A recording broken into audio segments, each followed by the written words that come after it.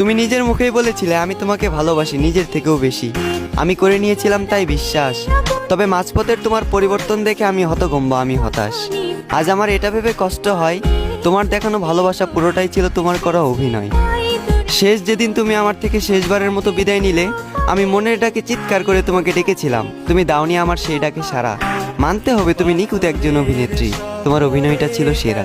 আমার বিকল্পে হয়তো তোমার 1000 জন ছিল, তবে আমার জীবনে কেউ ছিল না শুধুমাত্র তুমি ছাড়া।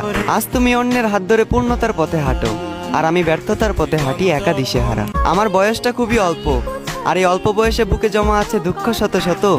তোমার অভাবে প্রতিনিয়ত আজ আমার চোখে ঝরে অশ্রু, বর্ষার বাঁধ ভাঙা স্রোতের মতো। তোমার করা আঘাতের যন্ত্রণাটা ছিল ঠিক তেমন, দুর্ঘটনায় ছটফট করে মৃত্যুর যন্ত্রণাটা যেমন। ভাগ্যিস পুনর্জন্ম বলতে কিছু হয় না, যদি পুনর্জন্ম বলতে কিছু হতো তাহলে আমি সেজন্মে তোমার পিছু নিতাম। ভালোবাসার অভিনয় করে একদিন ছেড়ে যেতাম, তোমাকে বুঝিয়ে দিতাম বিচ্ছেদের ব্যথাটা আসলে কেমন। কল্পনারই আকাশ জুড়ে